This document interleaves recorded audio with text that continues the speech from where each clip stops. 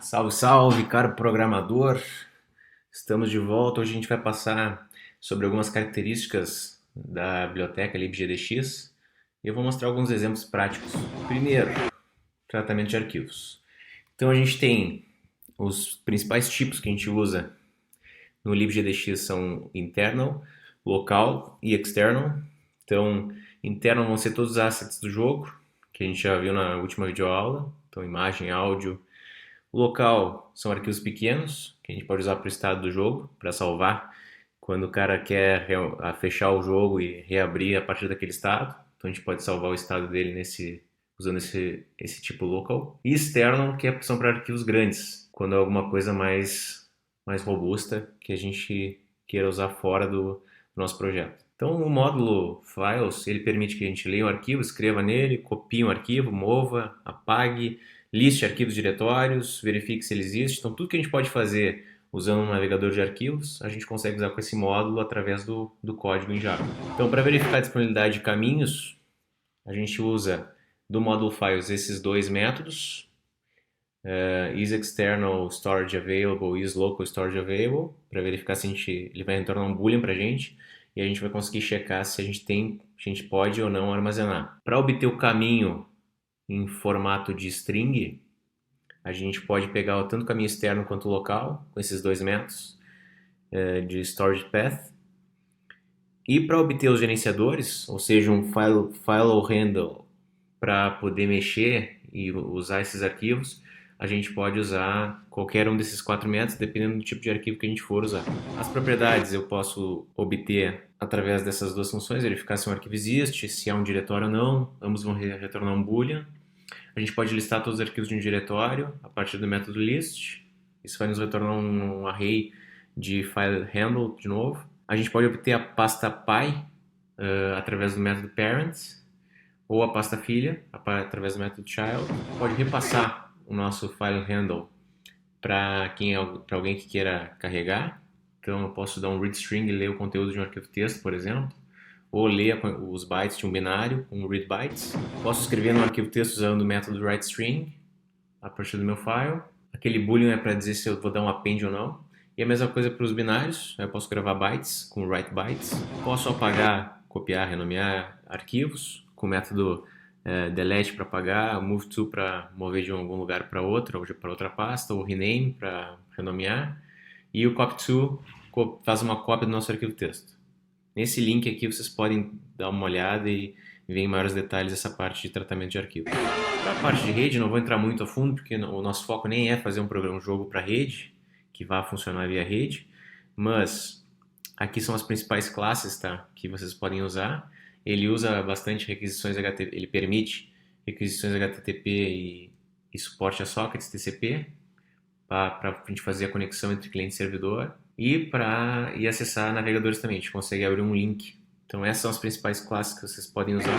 Aqui um exemplo para criar um socket cliente e para criar um socket servidor. Então o cliente que vai fazer a requisição e o servidor é o que vai retornar essa requisição respondendo alguma coisa.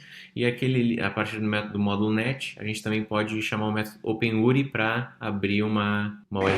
Para a parte de preferências, a gente pode armazenar as preferências do nosso aplicativo no módulo app do application, e ele tem um objeto chamado preferences, que basta a gente chamar o get preference e a gente vai obter todas as preferências nossas. A gente pode internamente usar esse hashmap que ele tem, então posso usar o put e o tipo de dado que eu quero guardar. Então ali mostrei um exemplo para guardar um string, um boolean inteiro, e lembrando que sempre que eu quero que salve essas alterações eu tenho que dar o flush.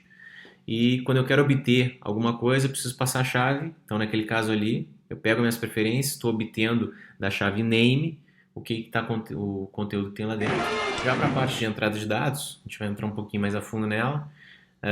A gente pode verificar o estado periodicamente ou definir um listener para ficar capturando qualquer iteração. Então a gente tem essas duas possibilidades. A gente pode usar tanto o teclado ou o mouse, no caso da nossa aplicação rodar em desktop ou web, ou touchscreen no caso do Android ou iOS. Então aqui para entrada de dados eu posso descobrir que tipo de hardware está disponível ali, se ele pode usar um touch ou um teclado, através daqueles dois métodos ali.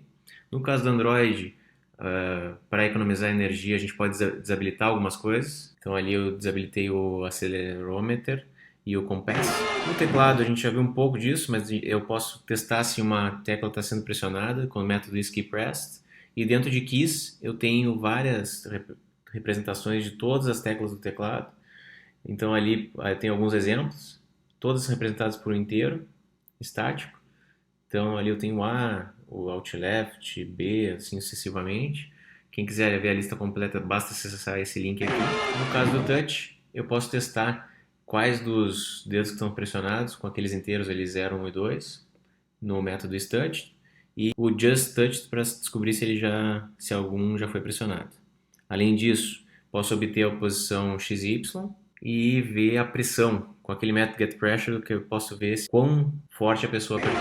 No caso do mouse, eu posso ver se algum botão está pressionado, o left ou right, o botão esquerdo ou direito. A gente tem o The Middle também.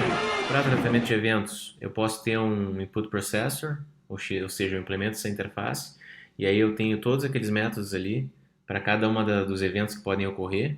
Lembrando que quando eu tiver um objeto desse, eu preciso setar esse meu Input Processor para o módulo Input. E todas essas ações são passadas através do Application Listener para o nosso método Render. Outra possibilidade é usar um Inner Class, uma classe anônima, uma classe interna. Então eu posso pegar o meu input, o meu módulo input, e setar diretamente, já instanciar ali o meu input data. E eu posso ter mais de um processador, né, de entradas. Isso é feito através do Input Multiplexer, e aí eu posso ter um objeto para cada processador. Caso ele não seja processado por um, ele vai retornar falso, já vai ser passado automaticamente para o próximo processador. Para mover um personagem, hoje também é chamado de ator em games, usando esse Input Processor, a gente pode usar uma flag, ou seja, uma variável boolean, para saber o estado atual do nosso sprite. Então aqui a gente tem um exemplo da classe Bob, representa um personagem, e a gente tem dois booleans ali, se ele está indo para a direita ou para a esquerda. Então left move ou right move, então para a esquerda ou para a direita. Na hora de atualizar eu posso testar, se ele estiver indo para a esquerda, se o left move é igual a verdadeiro, é true, aí eu diminuo 5 dessa posição vezes o delta time. Se for right move, se for para a direita, eu somo 5 vezes o delta time. E posso ter métodos para alterar essa minha flag para definir se ele está se movendo para a direita ou para a esquerda. No input processo, a gente vai usar essa flag daí. Dependendo do teclado que o cara botou, se ele apertou a esquerda, a gente vai chamar aquele método setLeft move com true e mesma coisa para a direita. Na hora de tratar o texto, eu posso implementar esse Text Input Listener, que é um listener estritamente só para texto, que eu vou ter esse método para input e para quando ele cancelou. No caso do áudio, eu já comentei que a gente tem esses três formatos, MP3, OGG e Wave. A gente usa o módulo áudio do LibGDX. Então, para sounds, para músicas que eu quero tocar, eu posso usar o interno para carregar do módulo file e usar o método new sound para criar um novo som. Posso definir qual é a altura do volume que eu quero dar já diretamente no play.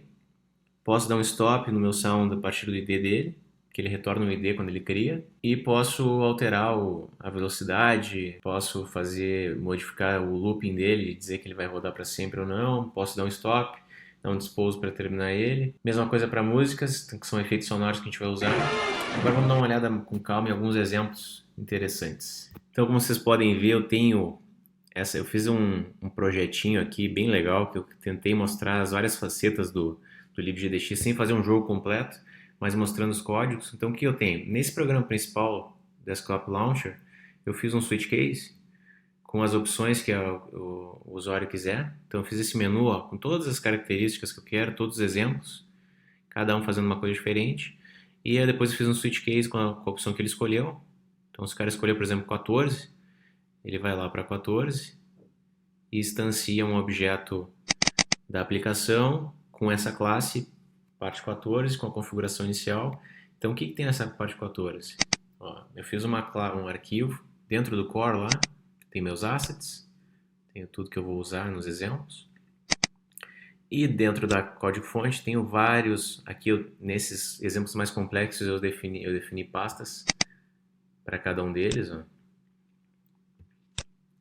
gravidade, mouse, telas, uso do teclado e assim sucessivamente. Os mais básicos estão aqui. Então, vocês podem dar uma olhada com calma. Eu não vou entrar em detalhes em todos, tá? Mas, por exemplo, esse cara aqui da espiral, ele faz um cálculo matemático e cria um desenho. Vamos executar só para mostrar para vocês. Vamos escolher alguns. Aí vocês podem olhar com calma, olhando lá, baixando o código do GitHub e parar, pegar uma tarde e só ficar olhando isso. Então aqui está o que ele faz. Ó. Nem é um código complexo, é simples, mas tem muito exemplo de desenhar. Então o que aconteceu? Eu mostrei aqui as opções, ó. Olá, mundo, usando sprite, blá blá blá, todos os exemplos. O 14 que é o do espiral, vamos escolher o 14. Dei o Enter, ele vai rodar. Ó, fez lá o desenho da minha espiral, então ele foi desenhando isso aqui sucessivamente. Só o problema aqui desse meu projetinho é que vocês vão ter que rodar toda vez para executar um próximo, né? Então vamos executar alguns aqui para vocês verem. Não vou executar todos, senão vai ficar muito longo o vídeo. Mas por exemplo, ó, vamos ver a câmera. Vamos fazer esse cara aqui, ó, objetos caindo. Vamos ver o 26. Então tá lá, eu estou fazendo graficamente os objetos. E essa velocidade mais rápida é para simular a gravidade, né? Então isso é muito, muito interessante para vocês olharem com calma. Vamos fazer algum com interação com a entrada do usuário. Vamos fazer esse aqui, ó, 31, o último. Que estou usando o mouse daí. Segue o cursor. Então onde eu clicar, ó, eu redireciono a posição com um vector para que a bola siga. Mais um. Vamos usar algum que use... Aqui eu estou mostrando os quadros por segundo, bem interessante. Usando telas diferentes, ó. A gente até mostrou no game anterior. Todos esses aqui são de desenhar. Entrada do teclado. Vamos ver a entrada do teclado 5. Então aqui eu tenho uma navezinha, que é um sprite. E eu estou controlando, ó, esquerda e direita com o teclado. E é isso. Olhem com calma aí. Podem dar uma olhada nos códigos. Sugiro vocês pararem uma tarde aqui, dar uma fuçada aqui com calma. Vocês vão ver que não é nada de absurdo e é uma boa forma de vocês entrarem mais a fundo nessa parte de... Então, por exemplo, só para mostrar o código desse último exemplo, que é o 5, a gente tem o Sprite Batch, que é para desenhar, o Texture, que é para carregar uma imagem, que é da nave, o Sprite, e aí aqui, ó, olha o que acontece. Na hora de criar, que é o nosso método original, primeiro eu estou obtendo a largura e a altura da nossa tela, através do módulo Graphics. Estou criando meu Sprite Batch, criando a minha textura dessa imagem da nave, através do módulo Files interno, que é esse que eu fiz nessa linha. Criei meu Sprite, que ele tem uma série de características que facilitam a vida. Ele recebe como parâmetro de entrada essa textura que eu criei agora, que eu carreguei da imagem. Aqui eu vou definir a posição inicial x e y, pegando o meio da tela. Aqui eu poderia usar já o W, né? Mas tudo bem. Na hora de dar o dispose, eu tenho que finalizar tanto o batch quanto o texture que eu criei. E na hora de renderizar, tem que sempre limpar a tela. Aqui eu estou testando a entrada para a esquerda ou para a direita. Então eu já uso esse método translate x e translate... Poderia usar o translate y se eu quisesse usar para ir para cima ou para baixo. Mas aqui eu estou usando o translate x, que é da classe sprite, para me movimentar para a esquerda ou para a direita. E se eu usar o control junto, aí eu posso...